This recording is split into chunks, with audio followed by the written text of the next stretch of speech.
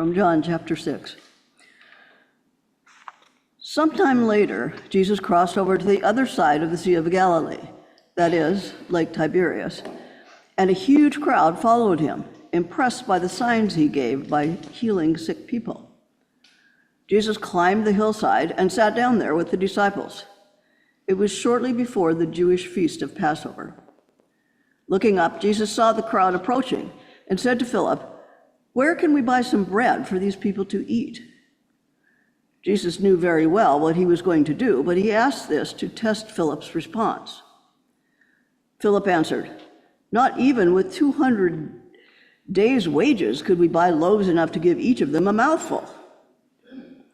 One of the disciples, Simon Peter, a brother of Andrew, said, "There's a small boy here with 5 barley loaves and 2 dried fish. But what good is that for so many people?" Jesus said to them, "Make the people sit down." There was plenty of grass there, and as many as 5,000 families sat down. Then Jesus took the loaves, gave thanks, and gave them out to all who were sitting there. He did the same with the fish, giving out as much as they could eat.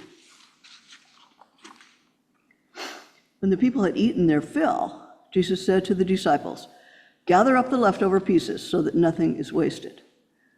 So they picked them up and filled 12 baskets with the scraps left over from the 5 barley loaves. The people, seeing this sign that Jesus had performed, said, "Surely this is the prophet who was to come into the world." And seeing that they were about to come down and carry him off to crown him as ruler, Jesus escaped into the hills alone. As evening approached, the disciples went down to the lake. They got into their boat, intending to cross to Capernaum, which was on the other side of the lake. By this time it was dark, and Jesus had still not joined them. Moreover, a stiff wind was blowing, and the sea was becoming rough. When they had rowed 3 or 4 miles, they caught sight of Jesus, approaching the boat, walking on the water. They were frightened, but he told them, "It's me, don't be afraid." They were about to take him into the boat, but suddenly the boat was ashore at their destination. Holy wisdom, holy word. Thanks be to God.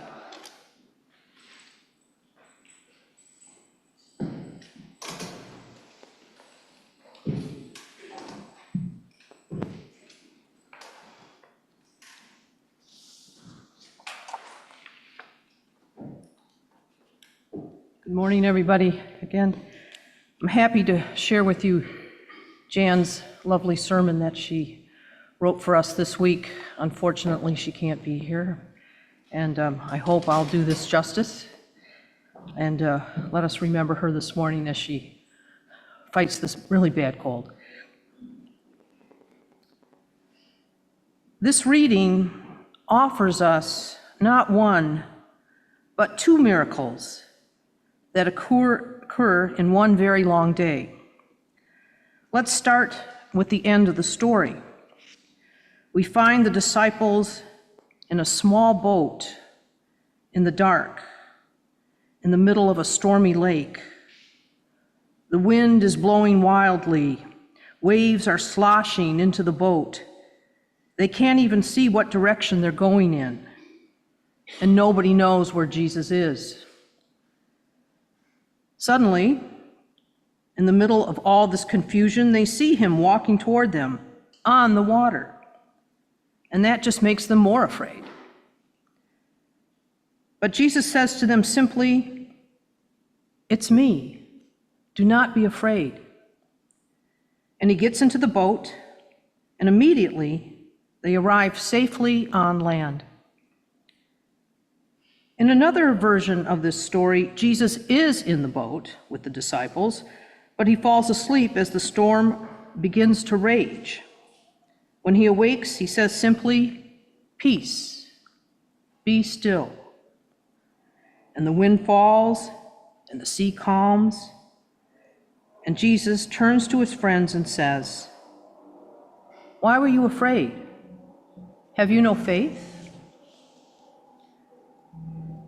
Whenever the Bible mentions turbulent water, it's a statement that our faith in God's love has the power to calm our terrors and smooth our chaos. But what is it that we are taking on faith? What is the ground of our faith? For the answer to that question, let's look at the part of the story that talks about the other miracle, the loaves and the fishes. Jesus has been teaching and healing in Jerusalem, and he needs a break. So he goes across the Sea of Galilee and climbs a hill for a brief getaway with his friends. And the crowds follow him, well over 5,000 of them. And it's getting along toward lunchtime. What to do? One boy happens to have a lunch his mom probably made for him. 5 loaves of bread, pitas, and 2 fish. And when Jesus and his disciples have distributed these things among the 5,000 families, there are baskets full of leftovers. Now, we can choose to take this story literally, or we can take it as a metaphor. Jesus tells us that the kingdom of God, or the kingdom of God, as some of us call it, is all around us and within us. In this kingdom, we can trust God's abundance, even in a situation that looks hopeless. A third approach is to see the story as instructions for making sure there is enough for everyone. We're told that in a crowd of over 5,000, only one person, a boy, had brought anything. But he couldn't have been the only one who came prepared. How many in the crowd were moved by that boy's action to reach for what they brought and offer to share it with the guy beside them who had forgotten to bring anything? The miracle was that boy's generosity, blessed by Jesus, spread throughout the crowd. And this seems to me to be the most valuable interpretation of this miracle, because it shows us what it means to live in the kingdom of God. In our current reality, we are immersed in the politics of scarcity. Policies and actions are based on the idea that there's never enough to go around. So we need to grab onto what we can and hold tightly to it before someone else takes it away. And if anyone threatens our stash, we need to punish them by any means necessary, even calling out the Marines and injuring journalists. People who already have billions of dollars are manipulating or have already destroyed the agencies of government to ensure that the most desperate among us receive even less help than they were getting. And yet, in the face of all this, we can look back at that huge picnic on a hill in Galilee and see that it models the places in our world where the kingdom is already among us.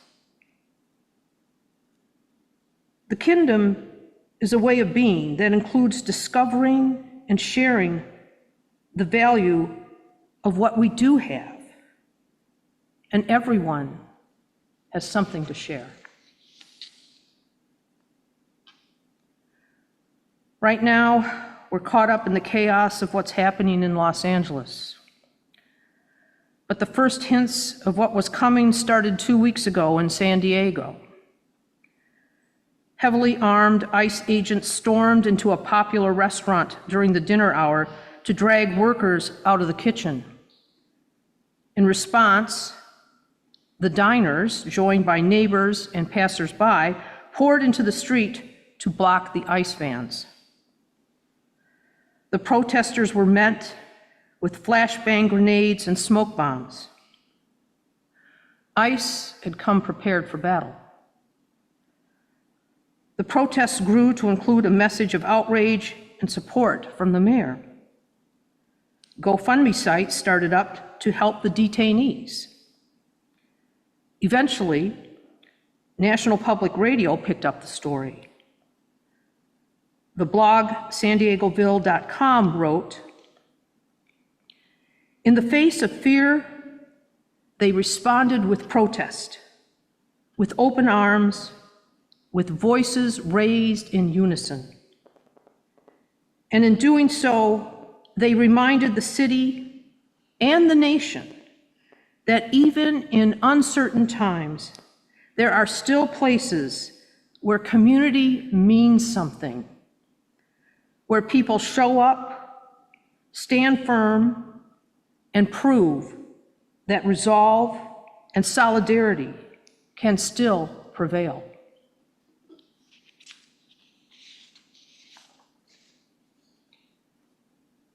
Places where community means something. This is one description of the kingdom of God. A group of ordinary people who could not look away as their fellow humans were being handcuffed and taken from their families and jobs. They had no loaves, no fish, but they had their voices, their compassion, their courage, and the internet, and they shared all those gifts. And in Los Angeles, another community came out in defense of neighbors and coworkers, and were met with tear gas and smoke bombs and so-called non-lethal weapons. And of course, the protests only grew in response. Yesterday, there were demonstrations all around the country against fascism transforming our government. People who could not attend the large demonstrations still participated. Residents of several retirement communities marched on busy street corners or sat on lawn chairs holding up their messages.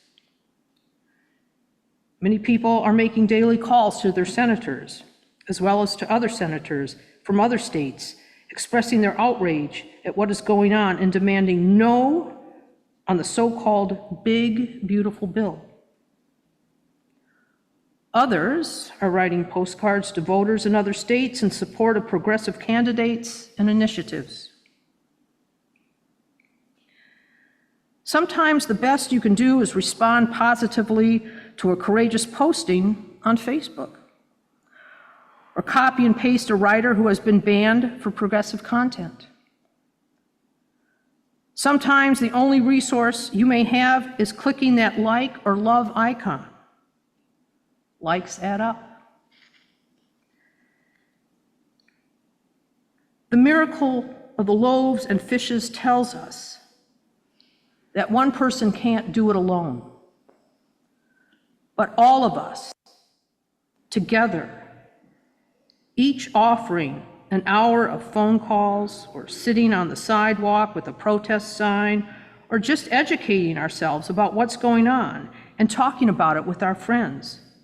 We can and we will make a difference.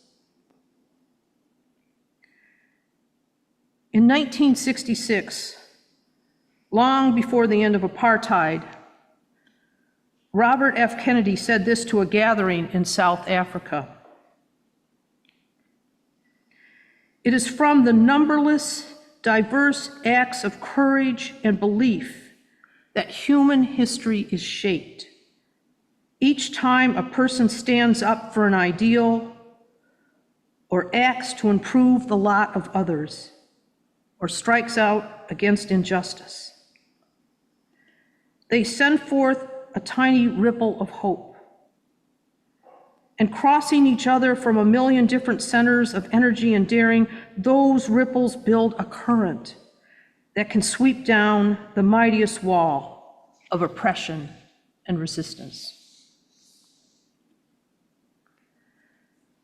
As former Pope Benedict wrote, Jesus does not ask us for what we do not have.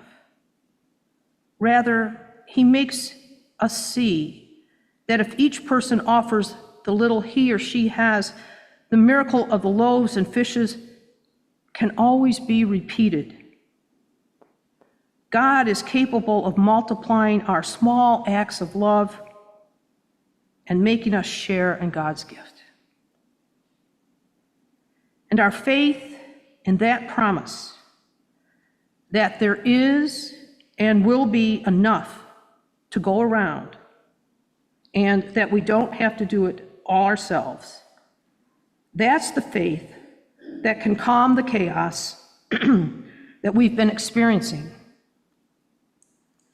God can multiply your action, your conversation, and your commitment to love and justice. Enough to feed not just 5,000 hungry families, but the whole world. And that, my family, is good news.